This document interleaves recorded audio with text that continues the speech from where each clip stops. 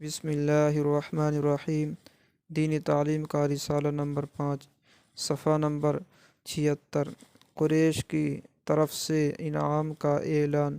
سراقہ بن جعشم کی دوڑ دھوپ اور ناکامی۔ قریش بہت دوڑے دھوپے، جب مایوس ہو گئے تو اعلان کر دیا کہ جو شخص محمد صلی اللہ علیہ وسلم یا ابو بکر کا سر لائے گا یا ان کو زندہ گرفتار کر لے گا، اس کو انعام میں 100 اونٹ دیے جائیں گے۔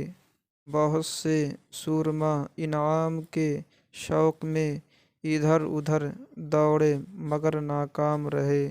سراقہ بن جعشم قبیلہ بنی مدلج کا ایک شخص تھا۔ ایک چوپال میں بیٹھا ہوا تھا۔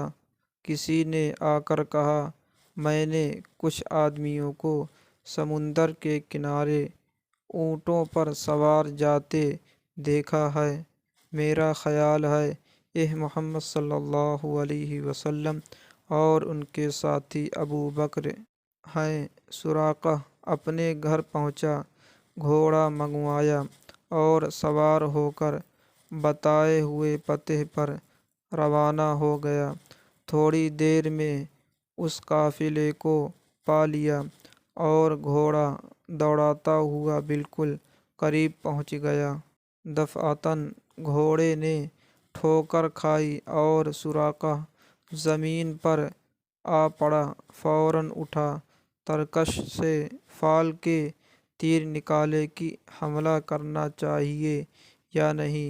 جواب میں نکلا نہیں، لیکن 100 اونٹوں کا انعام ایسا نہ تھا کہ فال کی بات مان کر چھوڑ دیا جاتا۔ دوبارہ گھوڑے پر سوار ہوا اور آگے بڑھا۔ اب کی مرتبہ اتنا قریب پہنچ گیا کہ رسول اللہ صلی اللہ علیہ وسلم کی تلاوت کی آواز کانوں میں آنے لگی۔ حملہ کرنے والا تھا کہ گھوڑے کے پاؤں گھٹنوں تک زمین میں دھنس گئے اور یہ نیچے آ رہا۔ ہمت کر کے پھر کھڑا ہوا، گھوڑے کو ڈانٹا، لیکن گھوڑے کے پاؤں اس طرح دھنسے ہوئے تھے کہ مشکل سے نکلے اور ساتھ ساتھ ایک دھواں سا زمین سے نکلا۔ اب پھر فال دیکھی، جواب تو وہی تھا، مگر اس مرتبہ وہ ہمت نہیں تھی اور یقین ہو گیا تھا کہ آثار کچھ اور ہیں۔ حضرت صلی اللہ علیہ وسلم سے معافی مانگی اور پاس آ کر قریش کے اعلان کا واقعہ سنایا اور درخواست کی کہ مجھ کو امن کی تحریر لکھ دیجیے۔ کچھ توشہ بھی پیش کرنا چاہا۔ ان بزرگوں نے توشہ وغیرہ کی طرف توجہ بھی نہیں کی، البتہ حضرت ابو بکر کے غلام عامر بن فہیرہ نے چمڑے کے ٹکڑے پر پروانۂ امن لکھ دیا۔ سراقہ واپس ہوئے تو راستے میں ملنے والوں سے بھی کہہ دیا کہ اس طرف کوئی نہیں ہے، میں دور تک دیکھ آیا ہوں۔